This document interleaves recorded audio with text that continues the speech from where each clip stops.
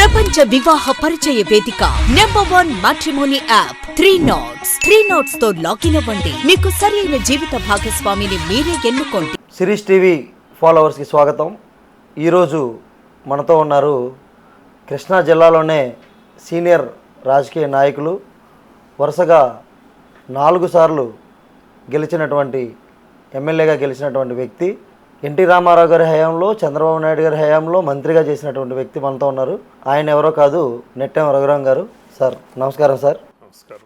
మీ విలువైన సమయాన్ని మా కోసం, ముందుగా మీ కుటుంబ నేపథ్యం, మీరు ఎక్కడ పుట్టారు, మీ సిబ్లింగ్స్, మీతో పాటు మీ అన్నదమ్ములు కానీ అక్క చెల్లెలు కానీ ఎంతమంది ఉన్నారు? మాది జగ్గయ్యపేట టౌనే. మాది ప్రధానంగా వ్యవసాయ కుటుంబం. ఓకే. మా ఫాదరు లాయర్, అడ్వకేటు. ఆహా. ఆయన నా చిన్నతనంలోనే చనిపోయారు. మా ఫాదర్ది గుంటూరు జిల్లా పెదకూరుపాడు, మా మదర్ది జగ్గయ్యపేట. మా ఫాదర్ నా చిన్నతనంలోనే చనిపోవటంతో నేను జగ్గయ్యపేటలోనే పెరిగాను. తమ్ముళ్ళు 2 నాకు. ఓకే. అలాగే ఒక చెల్లెలు. ఓకే. మా చెల్లెల్ని ఇప్పుడు టీడీ జనార్దన్ ఓకే. మా చెల్లెలే. ఓకే. పాలిట్ బ్యూరో సభ్యులు. అవును, టీడీ జనార్దన్ గారు. మీ బావగారు? మా బావగారు.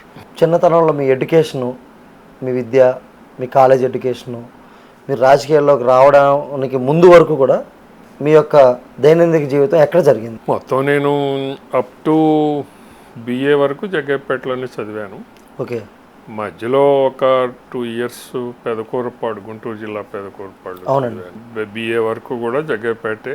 అది నేను స్టూడెంట్ యూనియన్ లీడర్గా పనిచేసాను. అంటే చిన్నప్పటి నుంచినే లీడర్షిప్ క్వాలిటీస్ ఉన్నాయి మీలో? జనరల్గా ఆ రోజుల్లో స్టూడెంట్ యాక్టివిటీస్ ఎక్కువ ఉండేవి. అవును. ఈ రోజు లేవు, అది కనపడలేదు. కానీ ఆ రోజున కొన్ని SFI అని, ASF అని, ఇంకా ఇతరతర రాడికల్ స్టూడెంట్స్ యూనియన్, ఇలాంటివన్నీ చాలా ఉండేవి. అలాగే ఇండివిజువల్ ప్యానల్స్ కూడా ఉండేవి ఆ రోజు. జగ్గయ్యపేటలో నేను SGS కాలేజ్లో చదివాను. ఓకే. SGS కాలేజ్ ఇంటర్మీడియట్ కానీ, అలాగే డిగ్రీ కానీ, ఈ 2 దఫాలుగా నేను స్టూడెంట్ యూనియన్లో పనిచేశాను. సార్, మీకు రాజకీయాల్లోకి రావడానికి లేదా ఒక పార్టీలో జాయిన్ అవ్వడానికి మిమ్మల్ని ప్రేరేపించిన అంశాలు ఏంటి? నేను BA తర్వాత MAకి వెళ్ళాను. నేను భోపాల్ యూనివర్సిటీలో చేశాను. మధ్యలో MA అయిపోయి ఇంటికి వచ్చినప్పుడు అప్పటికేయో మన అక్కడ ఉన్న లోకల్ మున్సిపల్ ఎన్నికలు జరుగుతూ ఉన్నాయి. భోపాల్కి వెళ్ళారా సార్? మధ్యప్రదేశ్. ఎస్. ఓకే. భోపాల్లో చదివాను నేను. MA భోపాల్ అంటే SSL జైన్ కాలేజ్ అని విదిషా, భోపాల్ యూనివర్సిటీ కింద. ఓకే. అక్కడ నేను MA అయిపోయిన తర్వాత ఇంటికి వచ్చిన ఆ సందర్భంలో అక్కడ లోకల్ మున్సిపల్ ఎన్నికలు జరుగుతూ ఉంటే దానిలో పోటీ చేయమని నన్ను అక్కడ ఉన్న లోకల్ రాజకీయ నాయకులు, ఆనాటి మీ అంతటా మీరు కాదు కానీ కొందరు మంది మిమ్మల్ని కావాలని కోరుకున్నారు, ఎమ్మెల్యే వాళ్ళు ఒత్తిడి చేశారు. ఒత్తిడి చేసిన నేను ముందుకు, అంటే మా ఇంట్లో మదర్ ఒప్పుకోలేదు. సరే, అది జరిగిపోయింది. తర్వాత కొద్ది రోజులకే అక్కడ LMB బ్యాంక్స్ అని ఉండేవి, ల్యాండ్ మార్ట్గేజ్ బ్యాంక్స్ అని గతంలో. ఇప్పుడు లేవు సార్? ఇప్పుడు లేవు అవి. ఓకే. అవి తర్వాత దీనిలో మెర్జ్ అయినాయి. ఓకే. అప్పుడు ఆ ల్యాండ్ మార్ట్గేజ్ బ్యాంక్ ఎన్నికలు చాలా బాగా జరిగినాయి. ల్యాండ్ మార్ట్గేజ్ బ్యాంక్స్ అంటే ల్యాండ్ పెట్టుకొని లోన్లు ఇస్తారు, భూ తనఖా బ్యాంకులు. ఓకే. అదే భూమిని తనఖా పెట్టి అప్పులు తీసుకోవడం, అంటే లాంగ్ టర్మ్ లోన్స్ ఇస్తాయి. ఆ రోజుల్లో ఉండేవి. ఓకే. రైతులకి ఉపయోగకరంగా. ఆ బ్యాంక్ డైరెక్టర్ గా పోటీ చేశాను నేను. ఓకే.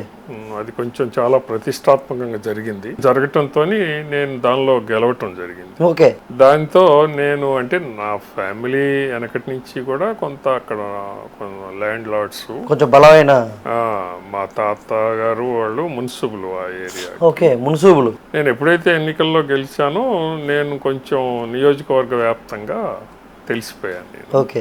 అది నాకు తదనంతర కాలంలో ఎన్టీ రామారావు గారు పార్టీ పెట్టిన తర్వాత 83లో నేను ఆ రోజున ఉన్న లోకేశ్వరరావు గారు వారి నామినేషన్ కార్యక్రమాల్లో పాల్గొనటం, వారిని గెలిపించే ఇదిలో, ఎందుకంటే నేను ఆనాటికి ఒక లీడర్గా ఎస్టాబ్లిష్ అయ్యాను లోకల్గా. అవును. కాబట్టి ఆ TDP పార్టీలో ఆ రకంగా ఆయన్ని గెలిపించడానికి ప్రయత్నం చేయటం, ఇవన్నీ అవి సహజంగా నాకు ఆ పార్టీతో ఎఫినిటీ పెరిగింది. ఎన్టీ రామారావు గారు పార్టీలో జాయిన్ అవ్వడానికి మీ యొక్క సామాజిక వర్గం ఏమన్నా కారణమా? అలాంటిది ఏమీ లేదు. ఆ రోజు నేను యాక్చువల్గా పొలిటికల్ సైన్స్ స్టూడెంట్ని. ఓ నేను ఎంఏ పొలిటికల్స్. నాకు కొన్ని భావాలు ఉండేవి ఆనాటి యూత్కి, అలాగే ఉండేది. పొలిటీషియన్ అవుదామనే పొలిటికల్ సైన్స్ తీసుకున్నారు సార్? అది నాకు చిన్నతనం నుంచి, ఎప్పుడైతే నేను స్టూడెంట్ యూనియన్ కాలేజీ యాక్టివిటీస్లో అలా ఆ రకంగా ఆనాడు ఉన్నటువంటి కమ్యూనిజం, సోషలిజం, లేకపోతే ఇవన్నీ కూడా చాలా క్షుణ్ణంగా చూసేవాడిని, అధ్యయనం చేసేవాడిని. నేను బిఏ పాస్ అయిన సందర్భంలో చివరిలో జరిగినటువంటి బయటకు వచ్చేటప్పుడు జరిగేటటువంటి ఫంక్షన్ ఉంటుంది. ఆ ఫంక్షన్ జరుగుతూ ఉన్నప్పుడు అందరినీ కూర్చోబెట్టి లెక్చరర్లు మీరు తర్వాత ఫర్దర్గా ఏమవుతారు, ఏమని కోరుకుంటున్నారు అని అంటే, నేను అప్పుడే చెప్పాను నేను ఈ నియోజకవర్గానికి ఎమ్మెల్యే అవుతానని. అప్పుడు ఆ రోజుల్లోనే అది ఎందుకు చెప్పాను, ఏం చెప్పాను అనేది నేను చెప్పలేను, కానీ ఆ రోజున అలా నా నోటి వచ్చింది. అది తర్వాత నిజమైంది. అదృష్టం. ఆ రకంగా ఏంటి అని అంటే, కొంచెం నేను అవన్నీ నాకు పొలిటికల్గా హిస్టరీ ఒకటి, అలాగే పొలిటికల్ సైన్స్ నా అభిమాన ఇంట్రెస్ట్. ఎందుకంటే కొంచెం దాంట్లో తెలుసుకోవడానికి ఆస్కారం ఉంటుంది, మిగతా సబ్జెక్టులన్నీ పేరు. సార్ ఇప్పుడు టీడీపీలో మీకు నారా చంద్రబాబు నాయుడు గారి కన్నా ముందు నుంచే సభ్యత్వం ఉంది, ఆయనకన్నా పార్టీలో మీరు సీనియర్. నేను 82 ఎప్పుడైతే ఎన్టీ రామారావు గారు పార్టీ పెట్టారో ఆ రోజు నుంచి నేను తెలుగుదేశం అభిమానిగా, కార్యకర్తగా పనిచేస్తూ ఉన్నాను. 83 ఎప్పుడైతే అది ఇష్యూ జరిగిందో మేము ఆ ఉద్యమంలో పాలు పంచుకున్నాం. ఆ రకంగా సార్ చాలామందికి ఇప్పటి కాలం యువతకి లేదా 90s తర్వాత పుట్టిన వాళ్ళకి 85 ఏదైతే ఆ సంక్షోభం తర్వాత పుట్టిన వాళ్ళందరికీ కూడా కొంత ఈ సంక్షోభం ఎందుకు వచ్చింది ఏంటి అనే దాని మీద ఎవరెవరో చెప్పిన వర్షన్లు విని, ఒక పార్టీ వాళ్ళు ఒక రకమైన వర్షన్ ఉంటుంది, ఒక పార్టీ ఇంకో పార్టీ టీడీపీ ఒక రకం వర్షన్ ఉంది, వైసీపీ ఒక రకం వర్షన్ ఉంటుంది, కాంగ్రెస్ ఒక రకమైన వర్షన్ ఉంటుంది. మీరు ఆ ప్రత్యక్షంగా ఆ సమయంలో ఉన్నారు, దాన్ని ప్రత్యక్షంగా చూశారు. మీకంటూ ఒక పార్టీ కార్యకర్తగా లేదా ఒక పార్టీ నాయకుడిగా కాకుండా ఒక పొలిటికల్ సైన్స్ స్టూడెంట్గా ఆ సంక్షోభం గురించి చెప్పండి సార్.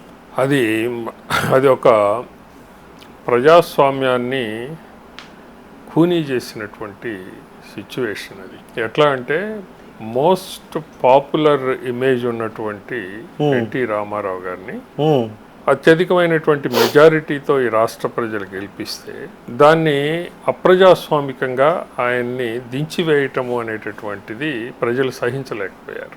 మొత్తం ఉవ్వెత్తున రాష్ట్ర వ్యాప్తంగా కూడా ఒక్కసారి ఉవ్వెత్తున ఉద్యమం ఎగిసిపడింది. ఎక్కడికక్కడ యూత్ కానీ అందరూ ఎన్ని వర్గాలు కూడా రోడ్ల మీదకి వచ్చి యాజిటేట్ చేసినటువంటి ఒక మహా ఉద్యమం అది.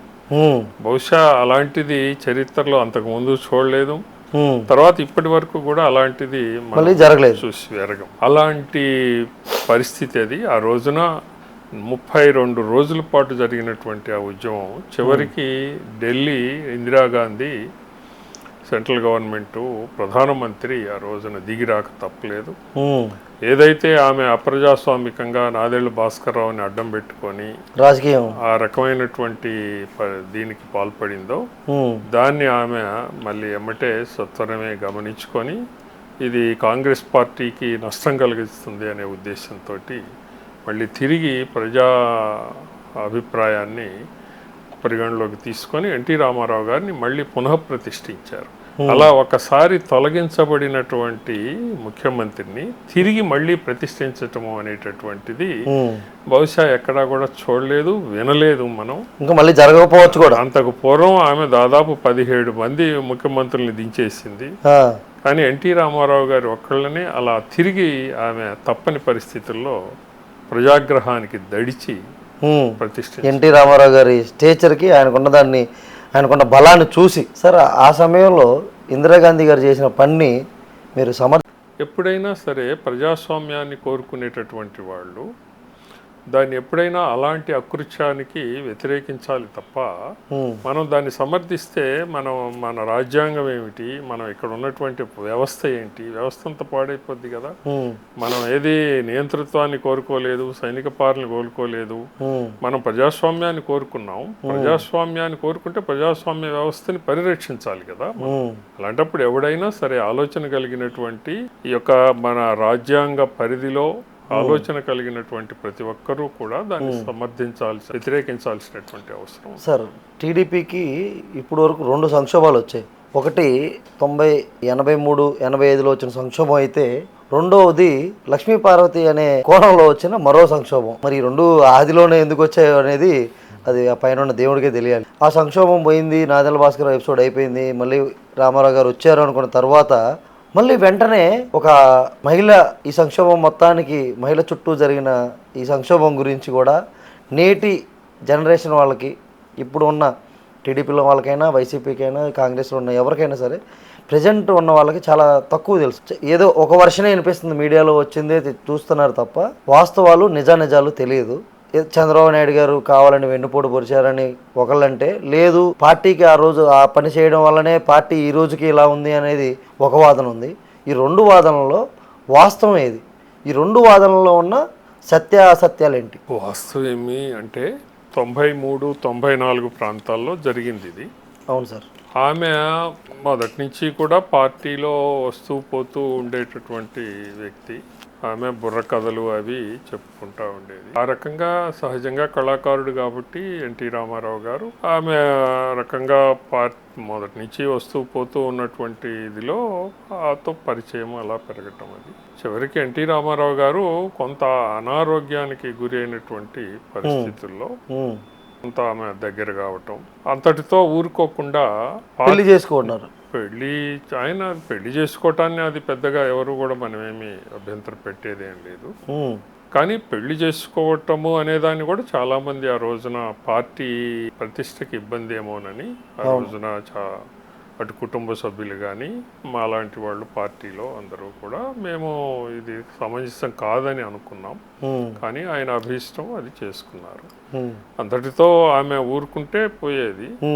తర్వాత ఆమె తనకి అధికారం కూడా కావాలని కోరుకోవటం, పార్టీని అలాగనే ప్రభుత్వంలో కూడా ఆమె తన యొక్క ఇన్వాల్వ్మెంట్ పెంచటం, అలాగే పార్టీని తన చేతుల్లోకి తీసుకోవాలి అని ఒక ప్రయత్నాలు మొదలు పెట్టడం. ఇది పార్టీ మొత్తాన్ని ఎన్టీ రామారావు గారిని అడ్డం పెట్టుకొని తను నడపాలని దానిలో ఆమె ప్రయత్నాలు అలా కనపడేటప్పటికీ మొత్తం ఎమ్మెల్యేలు, పార్టీ వ్యవస్థ మొత్తం కూడా దీన్ని గమనించారు. గమనించి ఇలాంటి పరిస్థితుల్లో ఇది కరెక్ట్ కాదు అనే ఉద్దేశంతో పార్టీ ఆ రకంగానైతే పార్టీ పాడైపోద్ది అనే ఉద్దేశంతో ఆ రోజున అందరూ ఎమ్మెల్యేల అందరి యొక్క అభిప్రాయం మేరకే చంద్రబాబు నాయుడు గారు ఆ రకంగా అధికారాన్ని తీసుకోవటం అనేది జరిగింది. ముఖ్యమంత్రి అయ్యారు. కానీ ఇప్పటికీ కూడా కాంగ్రెస్ కానీ, అటు కాంగ్రెస్ పార్టీలో ఉన్న వాళ్ళు కానీ, జగన్మోహన్ రెడ్డి గారు కానీ, వైసీపీ వాళ్ళు కానీ వెన్నుపోటు పొడిచాడు చంద్రబాబు నాయుడు.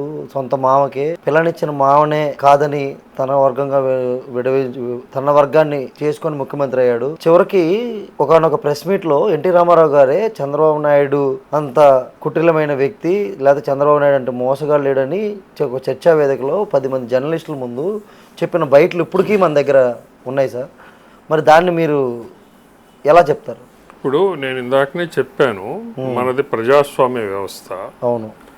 ఏ సంఘటన అయినా, ఏ సందర్భంలోనైనా ప్రజాభిప్రాయాన్నే మనం పరిగణలోకి తీసుకోవాల్సి ఉంటుంది. ప్రజాభిప్రాయం ఏమిటి అని అంటే, ఇందాక మనం మాట్లాడుకున్నాం 83, 85, 84లో జరిగినటువంటి సంక్షోభం, నాదెళ్ల భాస్కర్ రావు ఎపిసోడు. అవును. ఆ రోజున అది అన్యాయం అని భావించి ప్రజలు ఉవ్వెత్తున ఎగిసిపడి ఆ రకమైనటువంటి ఆ ఉద్యమాన్ని నడిపి చివరికి ప్రజాభిప్రాయానికి తల ఒగ్గి మళ్ళీ తిరిగి రామారావు గారు ప్రతిష్ఠింపబడ్డారు. కానీ అదే రామారావు గారు మళ్ళీ ఎప్పుడైతే చంద్రబాబు నాయుడు గారు, ఎమ్మెల్యేలు అందరూ కలిసి చంద్రబాబు నాయుడు గారిని, పార్టీని బతికించుకోవటం కోసం ఆ రకమైనటువంటి మద్దతుకి చంద్రబాబు నాయుడు గారికి ఇచ్చారో, దాన్ని జరిగిన తర్వాత ప్రజలు పూర్తిగా పార్టీ వైపున చంద్రబాబు నాయుడు గారు లేదు ఎమ్మెల్యేలు తీసుకున్నటువంటి నిర్ణయం మేరకు మొత్తం యావత్ పార్టీ మద్దతుగా నిలబడింది. అలాగనే ప్రజలందరూ కూడా నిలబడ్డారు.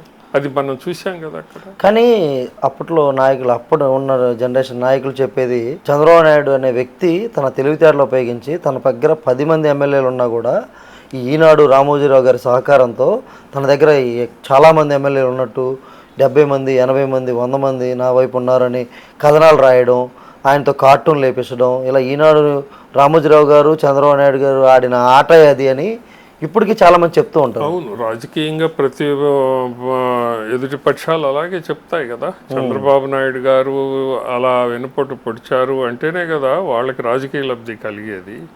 కానీ అదే చంద్రబాబు నాయుడు గారు ముఖ్యమంత్రి అయిన తర్వాత ఎన్టీ రామారావు గారు జనంలోకి వచ్చారు, ఆమెను వేసుకొని జనంలోకి వచ్చారు. జనంలోకి వస్తే అంతకు పూర్వం బహుశా ప్రపంచంలోనే అంతటి ప్రజాకర్షణ కలిగినటువంటి వ్యక్తి లేడు అన్నటువంటి కొన్ని అనేక సంఘటనలు. కానీ ఆ రోజున మళ్ళీ ఆయన జనంలోకి వచ్చినప్పుడు జనం ఏం మాత్రం కూడా ఆయనకి మద్దతు ఇవ్వలేదు, సహకరించలేదు. ఇది చంద్రబాబు నాయుడు వెన్నుపోటు పొడిచాడు, ముఖ్యమంత్రి అయ్యాడు అన్న తర్వాత ఈయన చెప్పుకోవడానికి వచ్చారు బయటికి, నాకు ఇలా చేశాడు అని. అప్పుడు ప్రజలు ఎక్కడా సహకరించారు, చంద్రబాబు నాయుడు గారి వైపే ఉన్నారు. ఆయన విజయవాడ వచ్చారు, చాలా చోట్లకి వచ్చారు, మీటింగులు పెట్టారు. మీటింగులు పెడతానికి వస్తే జనం ఆ రోజున అంతకు పూర్వం లక్షల సంఖ్యలో వచ్చినటువంటి కనీసం 100ల సంఖ్యలో కూడా రానటువంటి పరిస్థితి. అంటే జనాలే విశ్వసించలేదు. అదే అంతేకాకుండా చంద్రబాబు గారు మళ్ళీ 99 ఎన్నికల్లో మళ్ళీ చంద్రబాబు గారు గెలిచారు కదా, మెజార్టీతో గెలిచారు కదా. అంటే ఏంటి, యాక్సెప్ట్ చేసినట్టే కదా, ప్రజల యాక్సెప్టెన్స్ ఉంది. కానీ కొంతమంది ఇంకా చెప్తూ ఉంటారు సార్, ఎన్టీ రామారావు గారిని ఒక మాయలో పడేసింది లక్ష్మీపార్వతి, ఆయన ఒక ట్రాన్స్లో తీసుకెళ్ళింది, ఆయనకి ఎలా చేసిందో తెలియదు. చివరికి ఆయన మరణం టైంలో కూడా కొన్ని ప్రశ్నలు ఉన్నాయి. వాటి పరంగా మీరు ఆ టైంలో ఉన్న వ్యక్తి కాబట్టి, మీరు ఆ రోజుల్లో మొత్తం ప్రత్యక్షంగా చూశారు కాబట్టి మీకున్న ఇన్ఫర్మేషన్ కొద్దిగా, అవన్నీ ఏమి జరిగినాయి, ఎలా జరిగినాయి అనేది అవన్నీ ఊహాగానాలు, మనకి కరెక్ట్గా తెలియదు. కానీ ఆమె నేచర్ మట్టికి అది ఒక దుష్ట శక్తి. ఆ దుష్ట శక్తి ఆయన్ని ఆవరించింది. ఆయన యొక్క అనారోగ్యాన్ని అవకాశంగా తీసుకొని ఆ రకమైనటువంటి ప్రవర్తన కలిగిన వ్యక్తి ఆ రకంగా చేయటం, తన యొక్క అధికార లాలసతోటి పార్టీని ప్రభుత్వాన్ని కూడా గుప్పిట్లో పెట్టుకోవాలనేటటువంటి ఆ ప్రయత్నం, దాన్ని నివారించడానికే ఆ రోజు ఇలాంటి సంఘటన. చంద్రబాబు గారి వైపు మొత్తం కుటుంబం యావత్ ఎన్టీ రామారావు గారి కుటుంబం మొత్తం నిలబడ్డది, పార్టీ మొత్తం నిలబడ్డది, తర్వాత ప్రజలు కూడా నిలబడ్డారు. కానీ అని అంటే ఇక్కడ ఎక్కడా వెన్నుపోటుకి తావు లేదు కదా. అవును, కుటుంబం మొత్తం వ్యతిరేకమైంది. కానీ ఇప్పుడు కూడా లక్ష్మీపార్వతి ఎక్కడ మాట్లాడుతున్నా కూడా మా అల్లుడు, నా అల్లుడు, దొంగ అల్లుడు ఇలా మాట్లాడుతూ ఉంటారు. దాన్ని మీరు ఎలా చూస్తారు సార్? చెప్పాను కదా, ఆమె ఒకటి ఆ రోజునే అనుకున్నాం మేమంతా, అదొక దుష్ట శక్తి అనేది, ఒక పెర్వర్టెడ్, ఒక రకమైనటువంటి దాన్ని ఏమంటాం మనం, ఒక చిల్లర లేకి అలాంటి వ్యక్తి అలాగే మాట్లాడతారు, ఏముంటుంది. ఓకే, కానీ చాలా మందిలో కూడా ఒక ప్రశ్న ఉంది సార్, ఏంటయ్యా అండి, అప్పటి వాళ్ళకి ఇప్పటి వాళ్ళకి కూడా ఎన్టీ రామారావు గారికి ఎంతమంది కొడుకులు ఉన్నారే కదా, ఇంతమంది కొడుకుల్లో సినిమా వాళ్ళకి వచ్చారు, హీరోలు అయ్యారు, బాలకృష్ణ లాంటి లెజెండ్లు ఉన్నారు కదా, మరి ఆయన వారసత్వంగా ఆయనకున్న రాజకీయాన్ని ఒక్కళ్ళు కూడా ఎవరు కూడా వారసత్వంగా రాలేదు ఎందుకని, ఎవరు కూడా ముఖ్యమంత్రి కాలేదు ఎందుకని? ఎందుకంటే అంత ముందు కూడా మనం చూసాం చాలామంది ముఖ్యమంత్రి కొడుకులు ముఖ్యమంత్రులు అయ్యారు. చివరికి మొన్న ఈ మధ్య రాజశేఖర రెడ్డి గారి కొడుకు జగన్ కూడా ముఖ్యమంత్రి అయ్యాడు. కానీ వీళ్ళందరూ ఒకళ్ళిద్దరు కొడుకులే. కానీ ఎన్టీ రామారావు గారికి అంతమంది 9 మందే సార్, ఎన్టీ రామారావు గారికి 9 మంది కొడుకులు ఉన్నా కూడా ఒక్కళ్ళు కూడా రాజకీయాల్లో ఒక ఇమేజ్ తెచ్చుకోలేకపోయారు, లేదా ఒక సీఎం పోస్ట్ కానీ ఒక మంత్రి పదవి కానీ ఇప్పటివరకు చేయలేకపోయారంటే దానికి కారణం ఏంటంటారు? ఇప్పుడు వ్యక్తులకి, ప్రతి వ్యక్తికి కూడా కొన్ని కెపాసిటీస్ ఉంటాయి. వాళ్ళు రాణించారు, వాళ్ళ యొక్క దీనిలో వాళ్ళు రాణించారు. బాలకృష్ణ కానీ ఇంకా ఇతర కానీ సినిమాల్లో బాగా రాణించారు వాళ్ళు. వాళ్ళ యొక్క ఇప్పుడు ప్రతి మనిషికి ఉండేటటువంటి ఆ మెరిట్స్ ఉంటాయి, అవి మెరిట్స్ అండ్ డిమెరిట్స్. అలాగే ఇది ప్రజాస్వామ్యం. ఇది అంటే మనం ప్రజలు ఏమీ తీసుకొచ్చి కూర్చోబెట్టరు కదా, అవును అలాంటిది ఏమి ఉండదు కదా. అది అవును చేయటానికి అది ఎవరి కెపాసిటీలో వాళ్ళు చేస్తారు. అది ఉమ్, ఆ రకంగా ఐడెంటిఫై అయ్యారు వాళ్ళు. అంతకు మించి వాళ్ళు రాజకీయాల జోలికి రాలేదు. ఉమ్, ఎన్టీ రామారావు గారు ఉన్నప్పుడు, ఆయన ముఖ్యమంత్రిగా ఉన్నప్పుడు కూడా ఎక్కడా రాజకీయాల్లో జోక్యమే లేదు. మీరు చూడండి కొడుకులది ఉమ్. ఎక్కడ ఒక్క అంటే 1% కొడుకులు స్వతహాగా దాంట్లోకి జోక్యం చేసుకోవద్దని పక్కకున్నారా, లేదా ఎన్టీ రామారావు గారే నా కుటుంబ సభ్యులను పక్క పెట్టారా? అది ఒక క్రమశిక్షణ. ఉమ్, అదొక క్రమశిక్షణ. ఆయనకి ఎప్పుడూ కూడా అలా ప్రజల్ని కాదని వారసత్వం తీసుకోవాలి అనేటటువంటి వారసత్వ రాజకీయాలు చేద్దామనే ఉద్దేశం ఎన్టీ రామారావు గారికి లేదు. లేదు అలాంటిదేం లేదు. ఓకే, కానీ సార్ తర్వాత ఎప్పుడైతే మీరు మొదటిసారిగా 85లో ఎమ్మెల్యే అయ్యారు, ఫస్ట్ టైం ఎమ్మెల్యే అయిన తర్వాత ప్రమాణ స్వీకారం చేసే రోజున మీకు ఎలా అనిపించింది ఆ రోజు? ఫస్ట్ టైం ఆ రోజుకి వెళ్ళిపోవాలి మీరు. అలా కాదు కదా, నేను అసలు ఎమ్మెల్యే కావటమే నేను అదొక చాలా అంటే చెప్పుకోవాల్సిన విషయం. అది యాక్చువల్గా నేను ఎమ్మెల్యే అవుతాననేది నేను అవ్వాలి అనుకున్నాను, కానీ అవ్వాలనుకునే కదా సార్, చదువుకునే రోజుల్లో ఏమవుతావు అంటే ఎమ్మెల్యే అని చెప్పారు కదా మీరు. కానీ ఏంటంటే ఎన్టీ రామారావు గారు 1984 నాదెళ్ల భాస్కర్ రావు ఎపిసోడ్ అయిపోయినాక ఆయన మళ్ళీ తిరిగి ముఖ్యమంత్రి అయ్యారు. ముఖ్యమంత్రి అయిన నెల రోజులకే ఇందిరాగాంధీ అసాసినేషన్ జరిగింది. ఆ తర్వాత నవంబర్లోనూ ఏమో ఎన్నికలు వచ్చినాయి, పార్లమెంట్ ఎన్నికల్లో మేము ఆ రోజున పనిచేయటం, వడ్డే శోభనాద్రీశ్వరరావు గారు ఎంపీగా నిలబడటం, ఆయన్ని గెలిపించటం, ఇలాంటివి జరిగినాయి.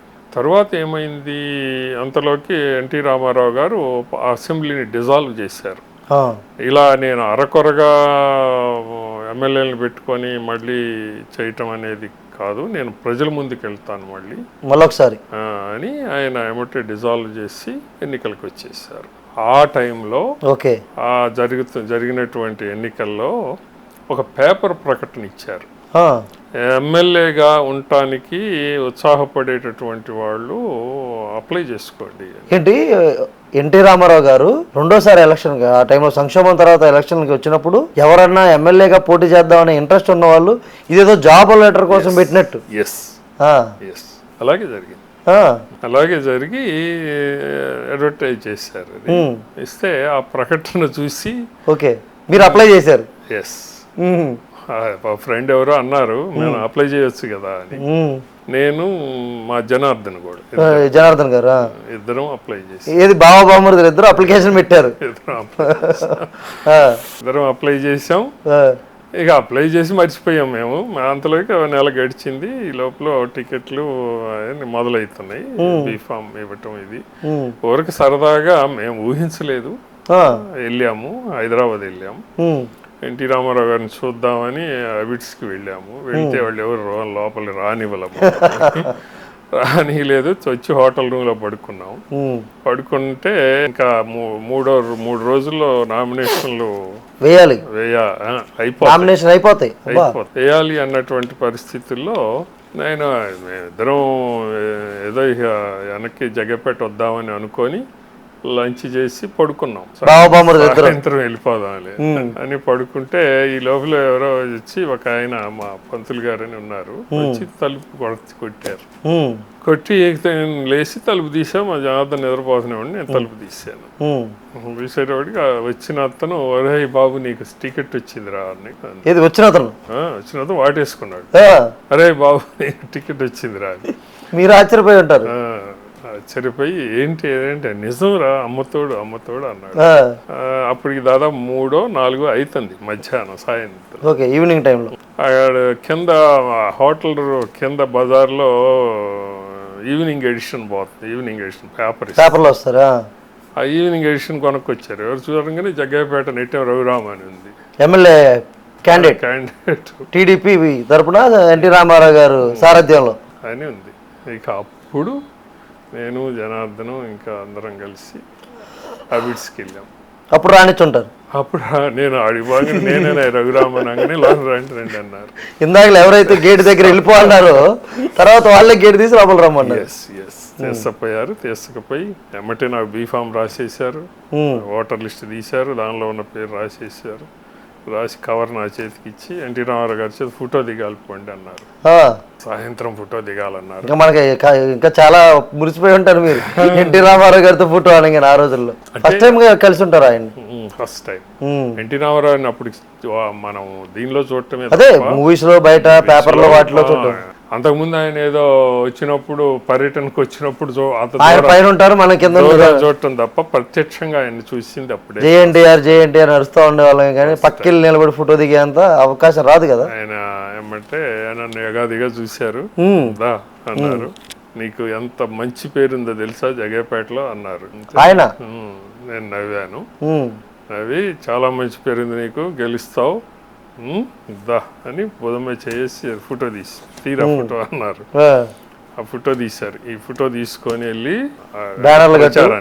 ప్రచారానికి వెళ్ళి గెలుస్తావు పో అన్నారు. వచ్చి అసలు ఆయన మాట ఒక గంభీరంగా ఉంటుంది కదా సార్. ఎవరిని కూడా రా కమాన్ మిత్రమా లేకపోతే ఫస్ట్ టైం ఎలా అనిపించింది ఎన్టీఆర్ గారిని పక్కనే ఉండి మాట్లాడేది చూసి? అదొక థ్రిల్లింగ్. అసలు దాన్ని మనం వర్ణించలేము, మాటల్లో చెప్పే పని కాదు అది.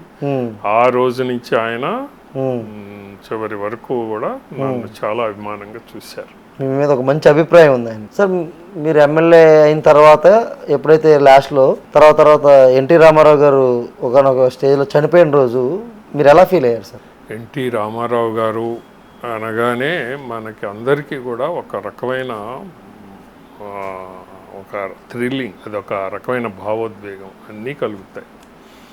ఎందుకు అని అంటే మొత్తం తెలుగువాడు ఎక్కడ ఉన్నా సరే, అంతకు పూర్వమైన సరే ఆయన ఎమ్మెల్యే ముఖ్యమంత్రి కాకముందు పూర్వమైన సరే సినిమాల్లో ఆయన చూసినటువంటి సినిమాల్లో ఆయన చేసినటువంటి ఆ యాక్షన్ కానీ ఆ పాత్రలు కానీ ఎప్పుడు గుర్తొచ్చినా కూడా అది ఒక రకమైన ఇది కలుగుద్ది, మూమెంట్ కలుగుద్ది. అంతటి గొప్ప వ్యక్తి.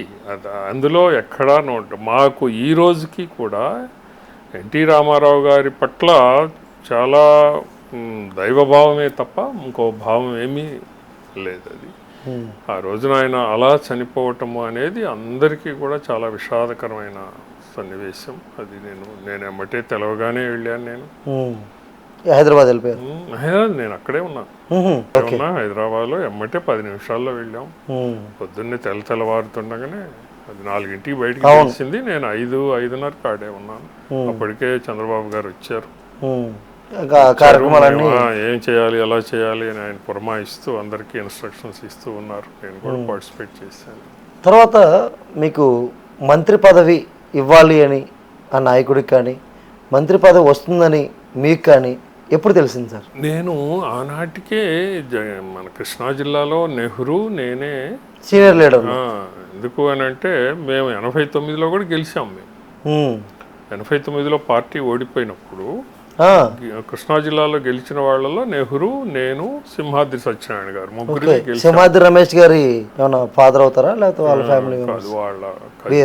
ఓకే. నెహ్రూ గారు మీరు పార్టీ మొత్తం ఓడిపోయినా కానీ గెలిచాం మేము. నెహ్రూ, నేను, సింహాద్రి ముగ్గురే గెలిచాం. మిగిలిన వాళ్ళందరూ ఆ రోజు కాంగ్రెస్కి వచ్చినాయి. మేము ఆ రకంగా ఎన్టీ రామారావు గారు ఉన్నప్పుడే నా పేరు పరిశీలనకు వచ్చింది కానీ ఆ రోజున నెహ్రూ కొంచెం నాకన్నా ఒక సీనియర్. ఆయన 83 ఎమ్మెల్యే, నేను 85 ఎమ్మెల్యే. నేను 85 ఎమ్మెల్యే. 2 సంవత్సరాలు సీనియర్ అవటం వల్ల సీనియర్ కావటం కావచ్చు. కానీ ఆ రోజున కూడా అన్ని రకాల రిపోర్ట్స్ నాకే అనుకూలంగా ఉన్నాయి. ఆయన సీనియారిటీ ఉండటం దాంతో ఇలా జరిగింది. తర్వాత చంద్రబాబు గారు వచ్చిన తర్వాత ఆయన మొదట ఇచ్చినప్పుడు కృష్ణా జిల్లాలో ఎవరికి ఇవ్వలేదు, నాకు ప్రత్యేకించి చెప్పారు. చెప్పి మొదటి విడతలో మీ లిస్టులో మీ పేరు లేదు. ఎందుకు అని అంటే ఇచ్చిన దానిలో ఆ క్యాస్ట్ కాంపోజిషన్ కుదరట్లేదు, ఎప్పుడు ఇచ్చినా కృష్ణా జిల్లాలో నీకే ఇస్తాను అని చెప్పారు. ఆయన తర్వాత 15 నెలలకు నాకేమి ఇచ్చారు. ఓకే సార్, మీరు ఎక్సైజ్ మంత్రిగా చేశారు కాబట్టి మీరు మంత్రిగా చేసిన హయాంలో ఎక్సైజ్ శాఖలో, ఎందుకంటే అప్పట్లో ఈ నాటుసారా అనేది చాలా ఎక్కువగా ఉండేది. ఇప్పుడు ప్రజెంట్ కాలంలో నాటుసారా అనేది పూర్తిగా నిర్మూలమైందని చెప్పుకోవచ్చు మనం. కానీ ఆ రోజుల్లో మందు ఇంత వైడ్ రేంజ్ ఆఫ్ మందు లేనప్పుడు చాలామంది నాటుసారా వైపు, ఈ కళ్ళు కాంపౌండ్లు కానీ ఇవన్నిటికీ ఉండేవి. ఈ ఎక్సైజ్ మంత్రిగా ఉన్నప్పుడు మీరు తెచ్చిన విప్లవాత్మకమైన మార్పులు ఏంటి సార్? అలా కాదండి, అదేంటంటే యాక్చువల్గా 94లో ఎన్టీ రామారావు గారు ముఖ్యమంత్రి అయిన మరుక్షణం మన రాష్ట్రంలో ప్రొహిబిషన్ పెట్టేశారు, అంటే మద్య నిషేధం పెట్టేశారు. అవును, ఆయన ఎప్పుడైతే 94 ఎన్నికల ముందు జరిగినటువంటి రాష్ట్రం మొత్తం మీద జరిగినటువంటి ఈ యొక్క మద్య నిషేధము చేయాలి అనేటటువంటి ఉద్యమం, మద్య నిషేధ ఉద్యమం, దాన్ని పురస్కరించుకొని ఆయన చేసిన వాగ్దానం మేరకు 94లో ముఖ్యమంత్రి అయిన తర్వాత నిషేధం చేసేసారు. ఓకే, మద్యం అనేది లేదు. లేదు. ఓకే, నేను యాక్చువల్గా ప్రొహిబిషన్ అండ్ ఎక్సైజ్, అవును, నేను minister for prohibition and excise. Okay, అవును, ఇప్పుడు కూడా అదే పేరు ఉంది కదా సార్, ప్రొహిబిషన్ అండ్ ఎక్సైజ్ శాఖ. అదే ఆ రోజు దాన్ని మళ్ళీ నేను మినిస్టర్ అయిన తర్వాత ప్రొహిబిషన్ తీసేసి మళ్ళీ ప్రొహిబిషన్ ఎత్తేస్తూ బిల్లు పెట్టింది కూడా నేనే. ఏది ఎన్టీ రామారావు గారు తెచ్చిన ప్రొహిబిషన్ ని ఎత్తేసిన ఘనత మీదే. దాన్ని ఘనత అందామా ఇంకోటి అందామా అనేది కాదు, కానీ ఆనాటి ప్రభుత్వ అభిప్రాయం అది, మంత్రివర్గ అభిప్రాయం అది, పెట్టాము, బిల్లు పెట్టాము. అప్పటి నుంచి అది అయితే ఎప్పుడు కూడా సారా అనేటటువంటిది దాన్ని నివారించటం కోసమే ప్రభుత్వము ఈ రకమైనగా నియంత్రణ పెడుతుంది. ఇప్పుడు ఏపీబీసీఎల్ అనేది ఉంది. ఏపీబీసీఎల్ ఎందుకు అని అంటే మనమే దాన్ని కంట్రోల్ చేయటం కోసమే తీసుకొని ఆ రకంగా హోల్సేల్గా చేస్తారు. అది అవును, కింద రిటైల్ వచ్చేటప్పటికి ప్రైవేట్ వాళ్ళకి షాపుల్ని ఆక్షన్ చేయటం ఇలాంటివి ఉంటాయి. కానీ ఆ రోజుల్లో ఎక్కువగా ఈ నాటుసారా కూడా దొరికేది. అవును సార్, నాటుసారాకి తాగి చాలా మంది చనిపోతూ ఉండేవారు. ప్రభుత్వం నియంత్రణలోకి తెచ్చుకోవటం అనేది జరిగింది. ఈ రోజు చాలా వరకు, ఆ రోజు కూడా నివారించాం, చాలా వరకు ఈ యొక్క నాటుసారాని దీన్ని నివారించి చేయటం అనేది జరిగింది. కానీ అక్కడక్కడ రిమోట్ ఏరియాస్ సాగుతూ ఉంటుంది, దాన్ని కంట్రోల్ చేయాలి, చేస్తూ ఉంటారు కూడా గవర్నమెంట్. మీరు ఆ శాఖ మంత్రిగా వచ్చిన తర్వాత మీకు ఒక సాటిస్ఫాక్షన్, నేను మంత్రిగా ఈ పని చేయడం నాకు చాలా ఆనందంగా కలిగించింది ఆ రోజుల్లో, లేదా నేను నా మార్క్ చూపించాను అని చెప్పుకోవడానికి ఏమన్నా ఒకటి రెండు? మంత్రిగా చేయటం అనేది ఎవరికైనా కూడా ఆనందమే. నేను అప్పటికే దాదాపు మరి 3rd టైం ఎమ్మెల్యేని, సీనియర్ ఎమ్మెల్యేని. నాకు ఆ రకంగా అవకాశం కల్పించారు. అది నేను ఉన్నంతసేపు దాన్ని సరిగా నిర్వర్తించడానికే ప్రయత్నం చేశాను. అది ఆ తర్వాత కొన్ని నన్ను అంటే ఎప్పుడూ కూడా ఎక్సైజ్ శాఖలో ఎప్పుడూ కూడా ఏయో ఆరోపణలు వస్తూనే ఉంటాయి. అంటే మనం ఏమి చేసినా చేయకపోయినా కూడా ఎదుటి వాళ్ళు దానిలో ఏదో ఒక దీన్ని పట్టుకొని ఆదాయం వచ్చే శాఖ కదా సార్. ఆ రోజు కూడా నా మీద అలాంటి ఎలిగేషన్స్. సార్ ఇక్కడ ఒక ప్రశ్న, ఆ రోజుల్లో ఒక కుంభకోణం అంటారో లేకపోతే ఒక స్కామ్ అంటారో, ఏదో స్కామ్ అనేది ఒకటి రావడం, ప్రభుత్వం మీద వ్యతిరేకత రావడం, ప్రభుత్వానికి ఆ స్కామ్ అనే చెడ్డ పేరు వస్తుందనే ఉద్దేశంలో మిమ్మల్ని చంద్రబాబు నాయుడు గారు మంత్రి పదవి నుంచి తప్పించారు అని వినికిడి. అలాంటిది ఏం కాదు, అది ఆరోపణలు వచ్చిన మాట నిజం. ఎందుకు వచ్చింది ఏమిటి అని అంటే, అది ఆ రోజు ఒక ఇన్సిడెంట్ జరిగింది. నేను విజయవాడలోనే ఉన్నాను. విజయవాడలో ఉన్న సందర్భంలో ఎవరో నాకు తెలిసిన కాంట్రాక్టర్ ఇంట్లో దొంగలు పడి, ఆ దొంగలు పడి దోచుకొని పోయారు. వాళ్ళు దోచుకొని పోయారు. నేనేదో పరామర్శకి ఎవరో అన్నారు, ఇలా జరిగింది పలానా వాళ్ళ ఇంట్లో అంటే నేను పరామర్శకి వెళ్ళాను. పరామర్శకి వెళ్ళి తర్వాత వాళ్ళని రిపోర్ట్ ఇవ్వలేదే, మరి రిపోర్ట్ ఇవ్వండి అని అన్నాను. నేను పరామర్శించి వచ్చేసాను. మన పార్టీ సానుభూతి పడడానికి మీరు వెళ్ళారు? ఎస్, వెళ్ళాను. నేను వెళ్ళిన తర్వాత మామూలుగా వెళ్ళిపోయాను. నేను తర్వాత ఎప్పుడో కొన్ని రోజులకి ఎక్కడో ఈ లారీ పోతుంటే, అటువైపు రాజమండ్రి వైపు ఎక్కడో ఒక లారీ పోతుంటే ఏయో బండిల్స్ కింద పడటం, దానిలోంచి నోట్లు బయటపడటం, అదేదో జరిగింది. అంటే ఒక లారీ అంటే డబ్బు ఉందో లేదో తెలియదు, అది ఆ రకంగా పడినాయి అనేది వార్త వచ్చింది. దీన్ని పట్టుకున్నారు. ఇక దీన్ని దీన్ని కలిపేశారు. ఎందుకు కలిపారు అని అంటే వీళ్ళు రిపోర్ట్ ఇలా వీళ్ళు కేసు పెట్టలా, కేసు పెట్టలేదు. పెట్టాలి కదా మరి. ఎందుకు పెట్టలేదు వీళ్ళు అంటే black money? No black money కాదు. ఆ రోజు వాళ్ళకి అంత అంటే ఆ రోజు మా ఇంట్లో ఆడవాళ్ళు వాళ్ళు ఉన్నారు. అవి దొంగలు ఆ రకంగా చేసి వెళ్ళిన తర్వాత వాళ్ళు ఎందుకు ఈ ఆడవాళ్ళని మళ్ళీ కోర్టు కేసు ఇవి అని వాళ్ళు ఏదో భయపడ్డారు. అంటే పోయిన డబ్బు వాళ్ళకి పెద్ద లెక్క కాదు, పోయింది వదిలేసారు. ఎందుకులే ఇది అంత పోయింది పోగా ఇక దొరుకుద్దా పాడా అని వాళ్ళు పెట్టలేదు, సింపుల్ తీసుకున్నారు. ఎప్పుడైతే నేను ఇక్కడికి వెళ్ళానో ఇతనేదో నా బినామీ అని, ఈ డబ్బులే ఆ డబ్బులేని ఏదో లారీ నుంచి పడ్డ డబ్బులు ఈ డబ్బులే ఎందుకు అని, అందుకే వీళ్ళు కేసు ఇయ్యలేదని కట్టలేదని ఇదొకటి మళ్ళీ ఈ బినామీలోంచి లెక్కలు బయటకు వస్తాయని కాయించారు. కాయించి దాన్ని మీద ఒకదానికొకటి నా మీద లేనిపోని అని కాయించారు. ఇంకేముంది, రాజశేఖర్ రెడ్డి ఆ రోజు పి జనార్దన్ రెడ్డి అప్పుడు ప్రతిపక్ష నాయకుడు, పిజేఆర్, ఈ రాజశేఖర్ రెడ్డి వీళ్ళందరూ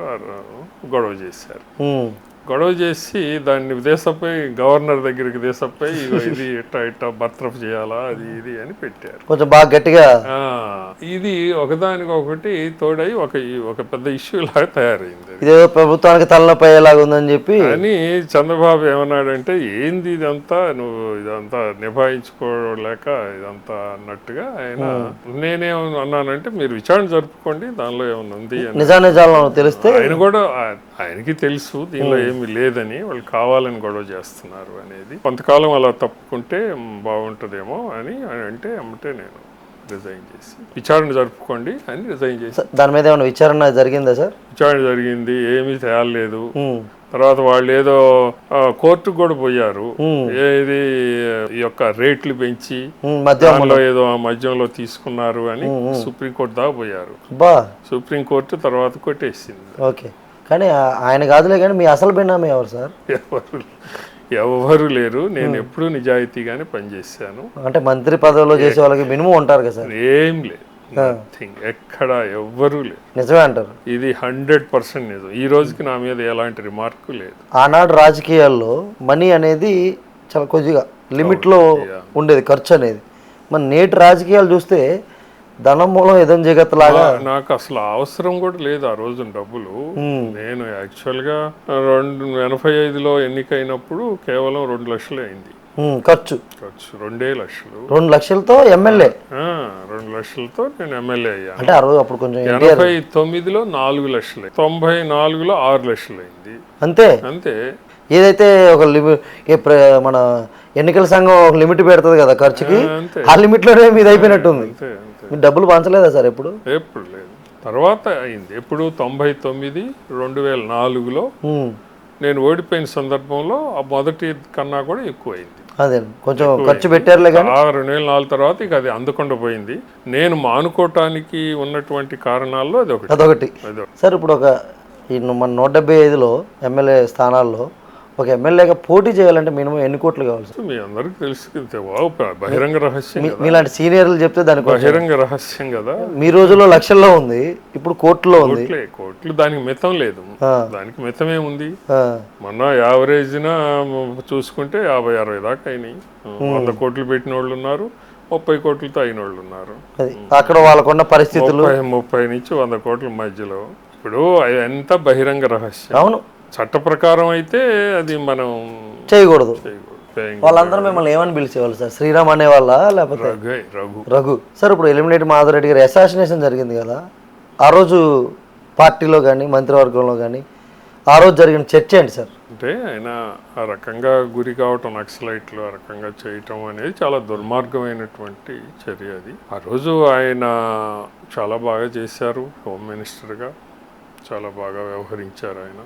రెండోది, ఆయన ఎప్పుడూ కూడా ప్రజాపక్షపాతి, ప్రజల కోసం ఆయన ఆ నియోజకవర్గంలో భువనగిరి అది ఎప్పుడూ కూడా బాగా పనిచేశారు ఆయన. అందుకే ఆ ఉద్దేశంతోనే తర్వాత వైఫ్ కూడా అక్కడ గెలిచారు చేశారు. ఆయన ఆ రకంగా పోవటం అనేది సహజంగా మేమందరం కూడా విచారించాం ఆ రోజు. చంద్రబాబు నాయుడు గారితో మీకున్న సాన్నిహిత్యం ఎలాంటిది? చంద్రబాబు గారితో మొదట నేను టికెట్ తీసుకున్నటువంటి రోజును కూడా ఎన్టీ రామారావు గారితో ఫోటో తీసుకున్నాక నేను ఈయన్నే కలిశాను ఆ రోజు. ఓకే. ఆయన నన్ను చూసి, రఘురామ్ నువ్వేమి కలవలేదుగా నన్ను ఇంతకుముందు అన్నాడు. ఎప్పుడు కలవలేదండి, ఇదే ఫస్ట్ టైం అన్నాడు. వెరీ గుడ్, నీకు మంచి పేరుంది. ఆయన కూడా అదే అన్నాడు. అదే అంటే ఒక రిపోర్ట్ వచ్చి ఉంటుంది, ఆ రిపోర్ట్ వీళ్ళు చూసుంటారు. సార్ ఈ అప్లై చేసిన తర్వాత మీరు వదిలేశారు, ఇంకా దాని గురించి పట్టించుకోలేదా? లేకపోతే ఏమన్నా వాళ్ళతో వీళ్ళతో ఏమైనా చెప్పి నథింగ్, ఏం లేదు. బామర్దులు ఇద్దరు అప్లికేషన్ పెట్టారు, బాగా సక్సెస్ అయ్యాడు. అయితే నేను గెలిచిన తర్వాత తెలిసింది. ఇప్పుడు ఏమని తర్వాత ఒక నెల రోజులకి ఇలాగే నేను ఎన్టీ రామారావు గారితో గదిలో అట్లా మాట్లాడి బయటకు వస్తూ ఉంటే చంద్రబాబు నాయుడు గారును విజయ రామారావు గారు, ఆయన ఐజీ ఇంటెలిజెన్స్, ఇద్దరు కూర్చొని ఉన్నారు, ఇద్దరు మాట్లాడుకుంటూ ఉన్నారు. నేను అలా పోతూ ఉంటే నన్ను పిలిచారు. ఎవరు? చంద్రబాబు గారు. చంద్రబాబు గారు పిలిచి, రఘురామ్ నీకు టికెట్ ఎట్టొచ్చింది తెలుసా అన్నాడు. అంటే నేను ఏం చెబుతా, నాకేం తెలుసు, వరకు నిలబడితే అప్లికేషన్ పెట్టానండి, ఇదిగో ఈయనే విజయ రామారావు గారు ఐజీ ఇంటెలిజెన్స్ చేసి చెప్పారు. ఎలా అంటే ఆయన అంటే జగ్గయ్యపేటకి అంతకు పూర్వం ఉన్నటువంటి అక్కినేని లోకేశ్వరరావు గారికి ఇవ్వద్దు అనుకున్నారు, ఆయన మీద ఏవో రిమార్క్స్. ఓకే. అందుకని జగ్గయ్యపేటకి ఎవరో కొత్త అతన్ని తీసుకురావాలి అనుకున్నారు. అనుకున్న తర్వాత ఆ ఇంటెలిజెన్స్ అప్పచెప్పారు. మొత్తం అప్పచెప్తే ఆ ఇంటెలిజెన్స్ రిపోర్టు ఆ విజయ రామారావు గారు ఆ టికెట్లకే చర్చిస్తూ ఉన్నప్పుడు ఆయన చెప్పారట, మేము మా ఇంటెలిజెన్స్ రిపోర్ట్ ఎంత సైంటిఫిక్గా ఉంటుంది అనే దాన్ని ప్రూవ్ చేసుకోవటానికి ఈ అబ్బాయికి ఇవ్వాలి అని పట్టుబట్టాడంట ఆయన. అంటే మిగతా మా రిపోర్ట్లు అనేవి ఎంత జెన్యూన్ అని చెప్పాలంటే ఎంత సైంటిఫిక్గా చేస్తాం, ఎంతటి సైంటిఫిక్ రీసెర్చ్ చేసి ఎలా చేస్తాము అని మేము ప్రూవ్ చేసుకోవటానికైనా కూడా ఈ రఘురామ్కి ఇవ్వాలి అని పట్టుబట్టాడంట ఆయన. అది చెప్పారు నాకు. ఓకే. పట్టుబట్టి రేపు కనుక మీరు గెలిస్తే ఏం చెప్పుకునేవాడు, చూసారా మా రిజల్ట్, మా ఒపీనియన్ చెప్పుకున్నారు సార్. తర్వాత ఆ విధంగా చంద్రబాబు నాయుడు గారితో అప్పటి నుంచి ఇప్పటికీ కూడా, ఇప్పుడు ఆ రోజుల్లో ఆయన ముఖ్యమంత్రి, పాత రోజుల్లో ఇప్పటి వరకు కూడా ఆయనతో సన్నిహితత్వం ఉంది. అనేక సందర్భాలు, అనేక రకాలుగా ఆయనతో పార్టీలో కానీ వ్యక్తిగతమైన ఇది కానీ ఎప్పుడు చర్చించుకోవటం ఇప్పుడు ఉన్నాయి, ఇప్పటికీ ఉంటాయి. ఓకే. జగ్గయ్యపేట అనేది ఒక మంచి వ్యాపార కేంద్రం సార్. ఆ కమ్యూనిటీ కూడా తాతయ్య గారి కమ్యూనిటీ, అక్కడ ఉన్నటువంటి వాణిజ్యం, వ్యాపారం, ఆ బంగారం సంబంధించి కానీ మిగతా ఎక్కువ జరుగుతూ ఉంటాయి. కాబట్టి మీరు తెలివిగా మీరు పక్కకు తప్పుకొని తాతయ్య గారిని ముందు పెట్టి అక్కడ ఇప్పటికీ రాజకీయం నెట్ట రఘురామే చేస్తున్నాడు అంటారు. అదేం లేదు, నేను ఎప్పుడు ఆ రోజు నుంచి అంటే ఎప్పుడైతే తాతయ్యని తీసుకొచ్చానో నేను ఆ రోజు నుంచి తాతయ్యనే ముందున్నారు, నేను బిహైండ్ ది కట్టినే ఉన్నాను తప్ప నేను ఎప్పుడు అలా తాతయ్యని తగ్గించటము అలాంటి దానికి ఎప్పుడు పాల్పడలేదు. నేను తాతయ్యకుండా ఎమ్మెల్యేకి ఉండాల్సిన గౌరవం ఎమ్మెల్యేకి ఇస్తూనే పార్టీని చూసుకుంటూ వస్తున్నాం సార్. కానీ ప్రెజెంట్ బ్యాలెన్స్ పార్టీలో ఉన్నారు కాబట్టి బ్యాలెన్స్ చేశారు, సరిపోయింది, ఎందుకంటే మీ పార్టీ కాబట్టి. కానీ ప్రెజెంట్ ఇక్కడ మన ఆంధ్రప్రదేశ్లో కూటమి ప్రభుత్వం అధికారంలో ఉంది. మీకు ప్రత్యర్థిగా మీ మీద 2 సార్లు గెలిచిన వ్యక్తి, తాతయ్య గారి మీద ఒకసారి గెలిచిన వ్యక్తి, మీ ముగ్గురు కలిసి ఇప్పుడు ఒకే కూటమిలో ఉన్నారు. ఆ నియోజకవర్గంలో ఇప్పుడు ఏం జరుగుతుంది సార్? అక్కడ కుంపటి రగులుతుందా, కుంపటి ఆరుతుందా? ఏమీ జరగట్లేదు, అంతా కామ్గా ఉన్నారు. ఎవరి పని అంటే ఇప్పుడు చంద్రబాబు నాయుడు గారు, పవన్ కళ్యాణ్ గారు, లోకేష్ గారు వీళ్ళంతా చాలా ఫ్రెండ్లీగా ఉన్నారు, అంత బాగుంది. మరి మీ నియోజకవర్గంలో మీరు తాతయ్య గారు, ఉదయభాను గారు ఫ్రెండ్లీగా ఉన్నారా లేరా? కానీ ఎందుకు ఒక స్టేజ్ని మీ అందరూ కలిసి ఎందుకు పంచుకోవట్లేదు, ఒకే వేదిక మీదకి ఎందుకు రావట్లేదు? ఇప్పుడు సమయం రావాలి, సమయం వచ్చినప్పుడు అది కనపడుద్ది ప్రజలకి. ఇప్పుడు కూడా దానిలో ఏదో తేడా ఉంది అనేది మీరు ఎక్కడ కూడా గమనించట్లేదు కదా. ఎక్కడ ఎవరు అదే పైకి కనపట్లేదు సార్, లోపల లేదు, బయట అని లేదు. అది ఎప్పుడైతే ఆయన కూటమిలోకి వచ్చాడో ఆయన గౌరవం మేము ఇస్తా ఉన్నాం. ఆయన పద్ధతిలో ఆయన చేస్తూ పోతున్నారు. ఎక్కడా కూడా మేమేమి విభేదించి ఇంకేదో మాట్లాడుకొని ఇంకేదో చేస్తుంది కూడా ఏం లేదు. ఆయన కూటమిలో ఉన్నారు. సమయం సందర్భం వచ్చినటువంటి రోజున ప్రజలకు బహిరంగంగానే కనపడుతుంది. కానీ ప్రజలని కాదు, ఎవరైతే ఉదయభాను గారి ఫాలోవర్సు, జనసేన ఫాలోవర్సు వీళ్ళందరూ జగ్గయ్యపేటలో చేస్తున్న ప్రచారం ఏంటంటే నెక్స్ట్ టైం సీటు మాకే, ఉదయభాను గారే కూటమి అభ్యర్థిగా ఎమ్మెల్యేగా పోటీ చేస్తారంటున్నారు.